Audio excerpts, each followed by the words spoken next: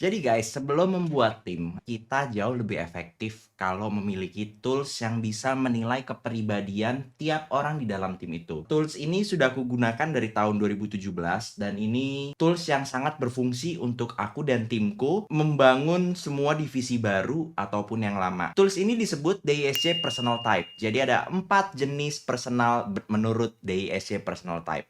Apa aja itu? Yuk kita bahas.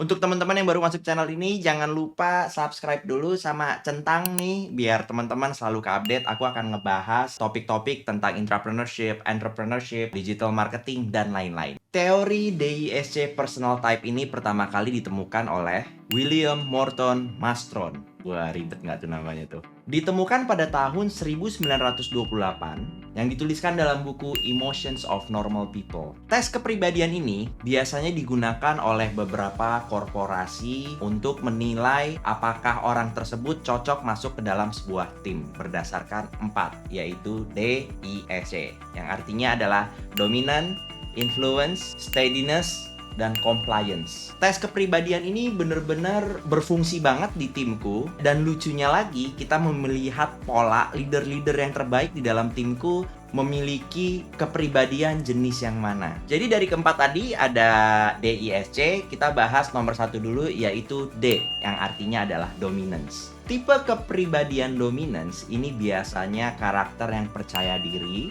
dia sangat berkemauan keras, dan juga dia adalah orang yang tegas. Tipe dominance dari namanya udah dominan. Tipikal orang dominance, dia sangat ingin mendominasi, entah itu percakapan, entah itu dalam tim, entah itu dalam kerjaan, entah itu dalam apapun itu. Biasanya orang tipikal dominance ini sangat-sangat dominan.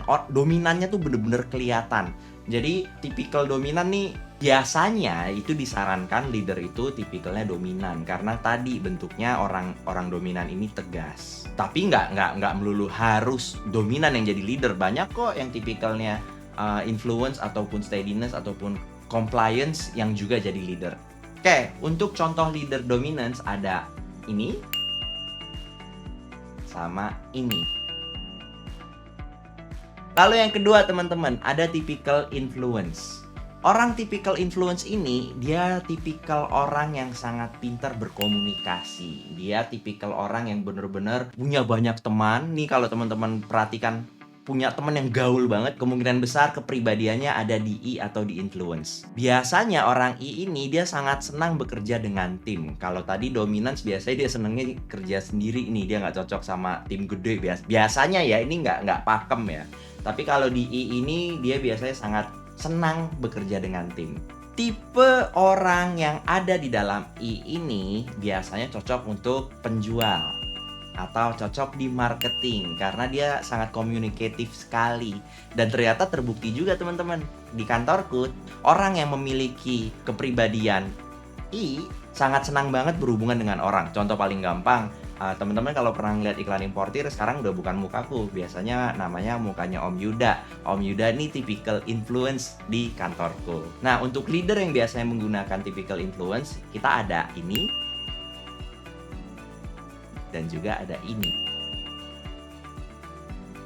Yang ketiga ada steadiness. Tipe kepribadian steadiness ini dia konsisten, tenang, dan juga sabar. Orang dengan tipe S atau steadiness ini, dia biasanya mencari kestabilan dan dia sangat senang harmonisasi. Jadi dia tuh risih banget tuh kalau ada orang berantem, kemungkinan besar dia yang menengahkan nih, orang S nih. Mereka sangat menghargai proses, biasanya mereka sangat loyal sekali, dan biasanya berhubungan dengan orang S ini kita ngomongnya jangka panjang, nggak pendek. Beda lagi nih dengan dominance, dengan influence, karakternya beda-beda. Biasanya orang S ini kalau di kantorku aku nemuinnya, orang S ini adalah orang yang sangat stabil, biasanya untuk operasional, S-nya harus kuat. Beberapa CS kita, tim CS kita itu S-nya tinggi sekali. Dan untuk leader yang ada di dunia ini dengan tipikal S, aku ada 2 leader juga yang bisa aku contohin, ada ini dan juga ada ini. Yang keempat adalah typical compliance. Orang dengan typical compliance biasanya terstruktur. Dia juga biasanya tekun, teliti, cermat, dan fokus pada ketepatan dan kualitas. Ini tipikal C. Dia biasanya analitik, habis itu dia biasanya kritis, dan dia suka mengejar kualitas yang sangat tinggi. Kalau di timku, orang C ini sangat banyak ada di tim finance dan accounting. Ada juga personal type C ini ada di tim shipping kita. Jadi sangat tekun, teliti, sistematis, dan kawan-kawan. Itu adalah 4 tipikal DISC. Nah, membacanya nih teman-teman, untuk membaca DISC, ini ada matrix. Ini aku gambarin juga. Ada matrix, yang atas adalah outgoing, sebelah kirinya adalah people oriented, yang bawahnya adalah reserve, dan yang paling kanan adalah task oriented. Jadi kalau kita pecah menjadi matrix ada D, I, S, C. Untuk memahami personality setiap orang, biasanya DISC expert itu mengeluarkan 2 identifikasi. Entah itu mungkin dia tipikalnya DI atau DS atau DC. Jadi maksudnya apa DI atau DS atau DC? Pada saat ketemu dengan orang pertama kali, yang ingin ditunjukkan dari personal tersebut, dari orang tersebut adalah karakter yang ditaruh di depan. Misalkan contoh, aku adalah tipikal orang dari DISC ini, aku adalah tipikal DD. Di depan orang baru, aku ingin dilihat sebagai orang D, tapi pada saat under pressure, aku juga memang orang D.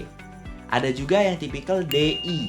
Pada saat ketemu orang baru, yang ditunjukkan biasanya D-nya, tapi pada saat under pressure, yang dikeluar adalah I-nya. Ada tipikal DD, DI, DS, DC, ada juga tipikal ID, II, IS, IC, ada juga tipikal SD, SI, SS, SC. Dan terakhir ada juga tipikal CD, CI, CS, CC. Jadi 2 tipikal itu, entah itu DI, entah itu DS, entah itu DC, mengatakan bahwa karakter di depannya adalah yang ingin ditunjukkan, dan pada saat under pressure, itu adalah karakter keduanya yang keluar. Kebayang ya maksudnya ya? Ini DISC ini sudah kita terapkan dari tahun 2017. Kebetulan istriku dia mengambil sertifikasi DISC. Jadi tiap kali ada rekrutmen baru, biasanya istriku akan narik DISC-nya dan kita akan analisa apakah orang ini tepat untuk posisi yang mau kita taruh. Contoh lucunya lagi nih teman-teman. Di tim utamaku, kita punya tim namanya tim backbone. Itu aku paling cocok ngobrol dengan orang yang berkarakter D. Lucunya lagi, semua kepala yang ada di timku, di kantorku, itu biasanya entah DD, entah DI, entah DS, entah DC. Pada saat kita sudah tahu format ini, dan kita ingin menambahkan orang di dalam tim tersebut, carilah yang karakternya sama, biar ngobrolnya nyambung. Karena kadang-kadang orang dominan, kalau ketemu orang dominan, dan orang dominannya ini saling tidak tahu cara berkomunikasi di antara orang dominan, mereka akan saling menginjek kakinya satu sama lain. Pada saat orang I ngomong sama orang D, orang I itu tipikalnya reward oriented gitu. Jadi apapun itu dia pengen mencari reward. Ini nggak hanya uang ya, ini bisa dikatakan ucapan terima kasih, kamu telah membantu dan kawan-kawan. Jadi sedangkan orang D, dia tidak reward oriented, dia bener-bener kayak tabrak dulu. Dan pada saat 2 komunikasi orang berbeda dengan personal berbeda bertemu dan mereka tidak memahami DISC satu sama lain, ini bisa beradu. Perhatikan kalau teman-teman sudah punya organisasi atau sudah punya tim, tarik DISC-nya, yang sering berantem itu pasti ada perbedaan personalitinya. Sehingga terjadilah perkelahian atau cekcok di dalam timnya. Itu serunya DISC. Nah, untuk teman-teman yang masih penasaran DISC itu kayak gimana, aku akan ngelanjutin ke video berikutnya. Teman-teman juga bisa cek websiteku, aku juga ngebahas tentang DISC di dalam websiteku. Jangan lupa klik link di bawah ya. Aku juga kasih 2 video kanan kiri ini biar teman-teman bisa recheck videoku yang lain.